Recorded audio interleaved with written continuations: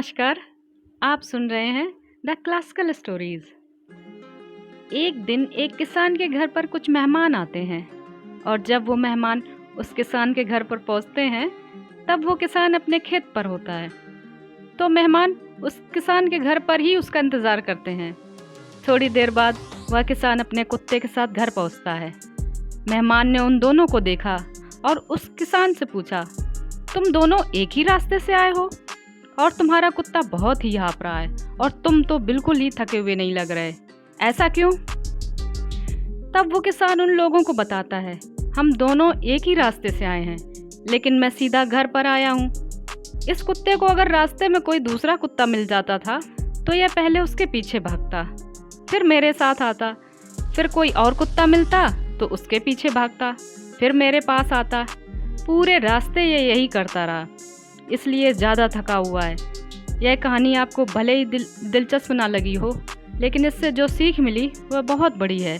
आप में से बहुत सारे लोग जिनके सपने बहुत बड़े हैं, इस मंजिल के सफ़र में जिस तरह उस कुत्ते को कई सारे कुत्ते मिले थे, उसी तरह आपको भी बहुत सारे लोग मिलेंगे जो आपको बुरा भला कहेंगे, आपको बरगलाएंगे भी। आपके सामने दो ही रास्ते होंगे, उस कुत्ते की तरह इंसान से लड़ने में, उन्हें समझाने में अपनी एनर्जी वेस्ट कर दो या उनके पीछे भागते रहो, या फिर उस किसान की तरह अपना लक्ष्य अपने माइंड में रखकर सीधे रास्ते पर चलते जाओ। जो कुत्ते भौंक रहे थे ना, वे वहीं रह जाएंगे और आप आगे निकल आओगे और कुछ टाइम बाद उनकी आवाज़ भी आनी बंद हो जाएगी। इसी तरह मैं आपको एक और कहानी सुनाती हूँ। एक पिता अपने पुत्र को लेकर पार्क घूमने जाते हैं। तभी रास्ते में कुछ घास होती है। वह पिता अपने बेटे से कहते हैं कि बेटा, यह घास उखाड़ दो।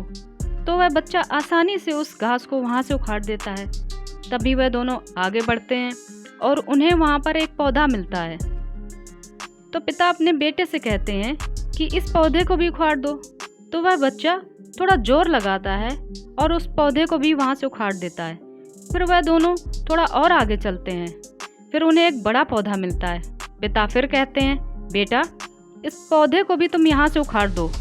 तो वह बच्चा बहुत जोर लगाता है, बहुत जोर, अपनी पूरी जान लगा देता है और उस पौधे को वहाँ से उखाड़ देता है।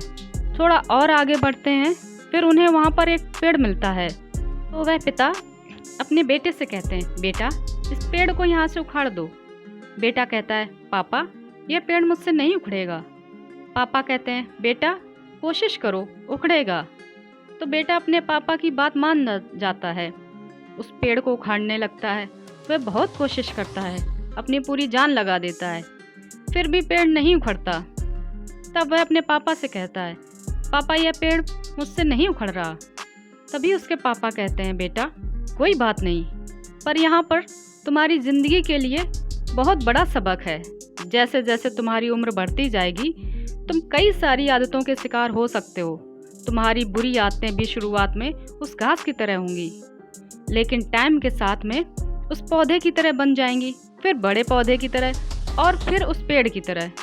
बुरी आदतों को अगर टाइम के साथ नहीं उखाड़ा गया तो एक टाइम पर वह ऐसा रूप ले लेंगी कि आप चाह कर भी उन आदतों को अपने अंदर से नहीं मिटा सकते।